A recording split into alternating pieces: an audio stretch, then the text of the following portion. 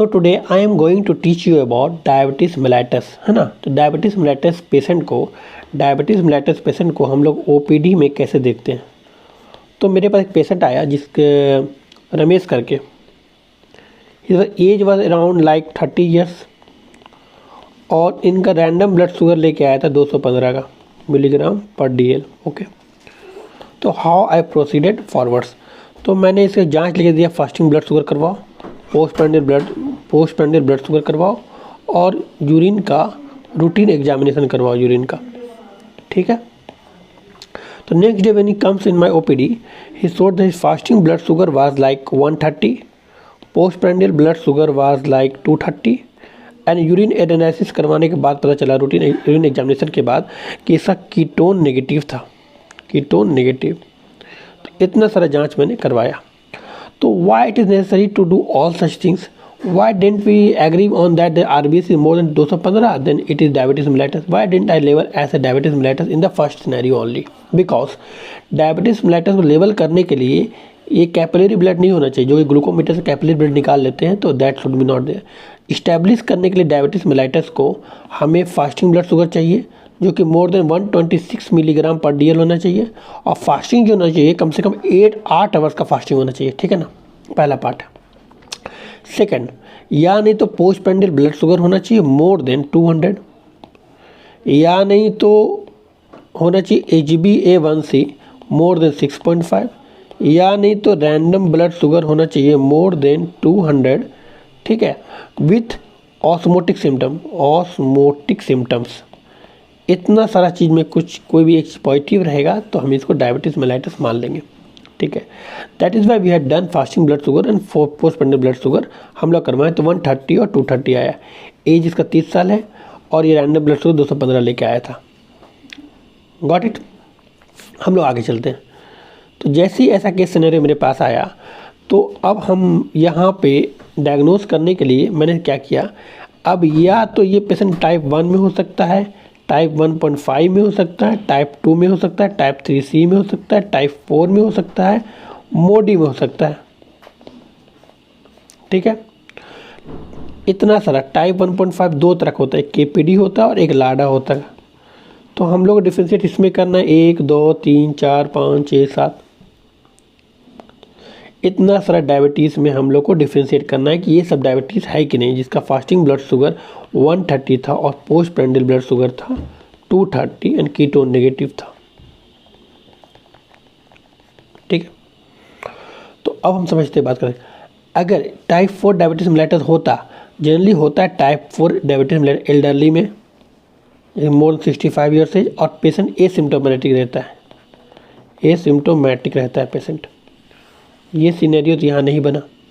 Type C में patient क्या है, जनरली एब्डोमिनल पेन लेके आएगा, या नहीं तो माल एब्जॉर्प्शन, या नहीं तो वेट लॉस जो सब तरफ पॉइंट आउट करेगा इसको पैनक्रियास में कुछ प्रॉब्लम था, हो सकता है ये पैनक्रियाटिक डायबिटीज़ हो, पैनक्रियाटिक डायबिटीज़ मेलाइटस हो, लेकिन ऐसा कुछ लेके नहीं आया तो टाइप C भी चला गया, टाइप 4 भी चला गया। बचा मोडी मेरे पास, बचा टाइप 2 लाडा, KPD और टाइप 1। तो KPD के लिए क्या है, कीटोन प्रोन डायबिटिक है ना, प्रोन डायबिटीज मेलाइटस। अगर कीटोन प्रोन डायबिटीज़ है तो कीटोन तो होना जरूरत है, लेकिन जहाँ कीटोन बॉडी नेगेटिव है तो ये नहीं होगा। अब मेरे पास बचा टाइप 1 लाडा, टाइप 2 और मोडी।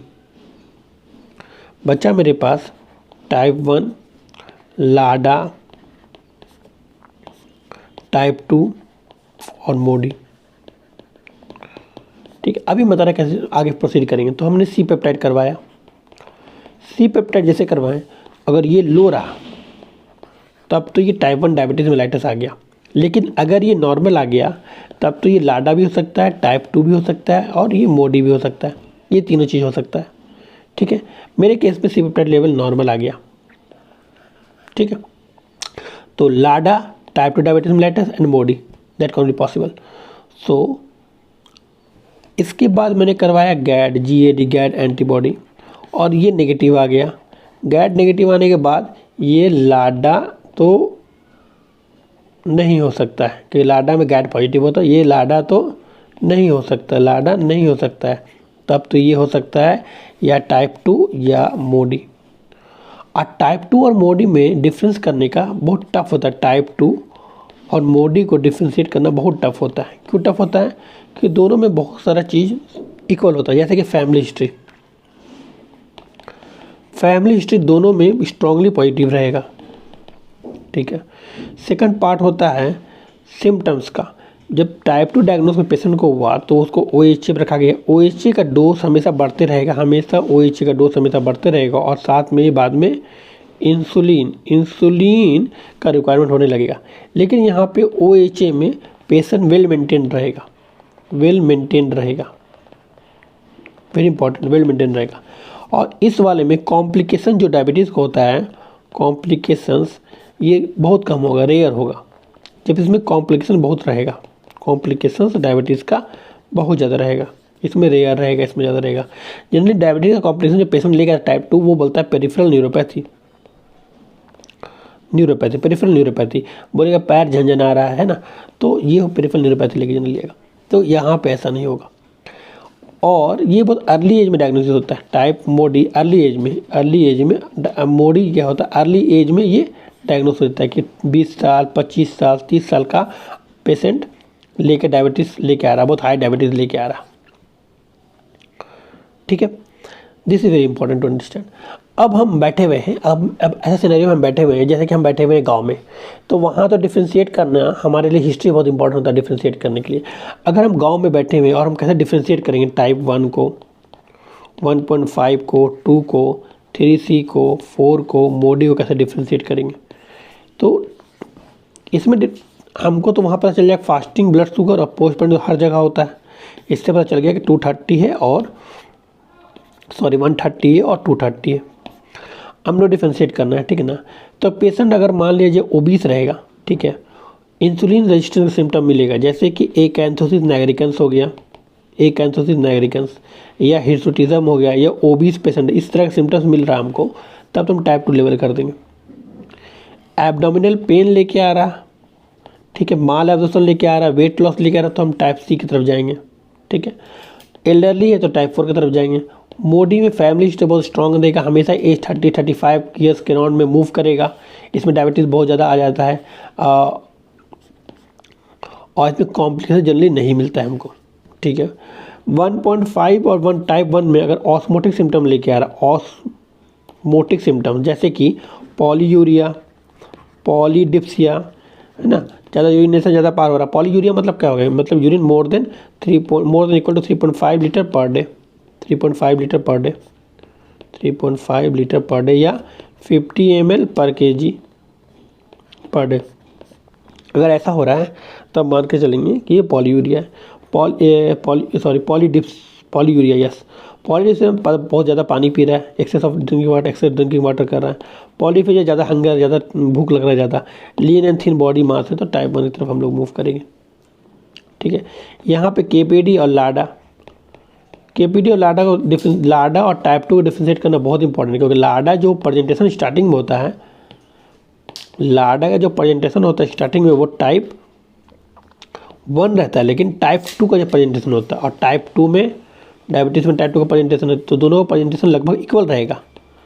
और वेरी इंपॉर्टेंट टू डायग्नोस क्या है कि यहाँ पे हमको इंसुलिन चलाना है, और यहाँ पे हमको चलाना है क्या, यहाँ पे हमको चलाना है OHA चलाना है, स्टार्टिंग करना OHA से, यहाँ पे इंसुलिन से स्टार्ट करना है।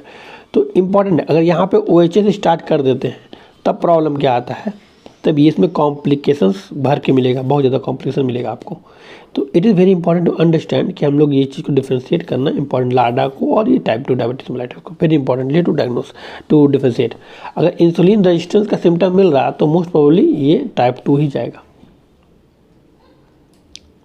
ठीक है। समझ में आया बात को? So this is very important to understand. If we are sitting in a very good center and we can do the test easily, the test are available easily, तो वहाँ पे लोग टेस्ट करके रूल आउट करेंगे। But when we are sitting in the periphery, then वहाँ पे हम लोग हिस्ट्री से ज़्यादा मदद लेंगे सॉल्व करने में कि कौन सा टाइप का डायबिटीज़ है। So at this point of time what I told you to learn type 1, 1.5, 2, 3C, 4 Modi and this all things का डिफरेंस करना आना चाहिए ओपीडी में बैठ के, तभी you will be a good clinician. अगर किसी पेशेंट को लाडा रहा, आप उसको डायग्नोज कर दी टाइप 2 बना के और उसको OH से चलाए जा रहे हैं, तो शुरू में तो कंट्रोल रहेगा शुगर का, ये बाद में कॉम्प्लिकेशन भर जाएगा बॉडी में। तो अर्ली फेज में ट्रीटमेंट दिए आप, लेकिन द ट्रीटमेंट वाज रॉन्ग। अगर टाइप सी डायबिटीज़ रहा, अगर हम हिस्ट्री सही से नहीं ली और वो पैनक्रेटिक डायबिटीज़ रहा और साथ में हम OH चला रहे, तो प्रॉब्लम क्या होगा, और पैनक्रेटाइटिस का बढ़ जाएगा और वो हेवी एब्डोमिनल पेन लेके प्रेजेंट करेगा डायग्नोस वहाँ पे OPD में या इमरजेंसी में, खासकर इमरजेंसी में पहुँचेगा। ठीक है, 4 का तो कोई मतलब नहीं, एल्डरली है, एसिम्टोमेटिक है, कोई दिक्कत नहीं है। मोडी में होता कुछ दिक्कत नहीं, कॉम्प्लिकेशन ज़्यादा कुछ नहीं आता, लेकिन हम लोग 1.5 का लाडा को, टाइप 2 को और टाइप 1 को डायग्नोस करने में मिस नहीं कर सकते। Got it. तो इतना सारा चीज़ हमको जानना होता है डायग्नोस करने से पहले डायबिटीज़ को। तो मैंने यहाँ तक क्या बताया, टाइप 1 हो सकता है, 1.5 हो सकता है, 2 हो सकता है, 3C हो सकता है, 4 हो सकता है, मोडी हो सकता है। 1.5 में 2 होता है, KPD आता है, लाडा आता है। अगर ऑस्मोटिक सिम्टम्स लेके आ रहा है तो टाइप 1 की तरफ जाएंगे। अगर ओबेसिटी, एकैंथोसिस नाइग्रिकन्स और हिस्टोटिज्म लेके आ रहा है तो टाइप 2 की तरफ जाएंगे, जहाँ पे इंसुलिन रेजिस्टेंस हो रहा है। ठीक है, अगर मान एल्डरली है तो टाइप 4 में जाएंगे। अगर मान लीजिए 3 जनरेशन का फैमिली हिस्ट्री दे रहा है, साथ में यंग एज में डायबिटीज़ बार बार मिल रहा है और कॉम्प्लिकेशन बहुत कम फैमिली हिस्ट्री में देखने को मिल रहा है, तो that is the Modi. Okay, that is the मोडी। अब हम लोग को और क्या करना है, इतना डायग्नोस करने के बाद हमारे मेन फंसते हैं हम लोग लाडा में आके, टाइप 2 में आके। इसको रूल आउट करना है। Type 1 generally we don't miss, और ये एक कॉमन मिथ है कि टाइप 1 सिर्फ बच्चा में होगा, ऐसा नहीं, ये मिथ है। Type 1 can be present in any as. अगर कोई पेशेंट पूछता है KPD क्यों नहीं, कीटोन की, अगर यहाँ पे मैंने बताया था कि KPD होता है, लाडा होता है 1.5 डायबिटीज़ में, है ना। अगर KPD मतलब कीटोन प्रोन डायबिटीज़, मतलब कीटोन पॉजिटिव आएगा, तो कीटोन पॉजिटिव आएगा कि नहीं, इसको हम लोग बोलते हैं diabetic ketoacidosis. That is good question. Diabetic ketoacidosis क्यों नहीं बोलते हैं? इसलिए बोलते नहीं क्योंकि डायबिटिक कीटोएसिडोसिस मतलब ही होता है एसिडोसिस। एसिडोसिस होना चाहिए लेस देन 7.35 के नीचे होना चाहिए pH को, और कीटोन बॉडी पॉजिटिव होना चाहिए। प्लस डायबिटीज मेलाइटिस, यहाँ पे ketone body diabetes mellitus positive तो हो रहा है, लेकिन एसिडोसिस नहीं है, तो डीके नहीं होगा। ये अर्ली फाइंडिंग बता रहे हैं ना। होता है कभी कभी ऐसा होता है कीटोन पॉजिटिव और diabetes mellitus positive, that can be stress diabetes और यूगुलस diabetes, that all are different things. बहुत मोटा मोटी हम लोग को ये जानना है कि इसको डिफ्रेंशिएट कैसे करते हैं। Okay, thank you.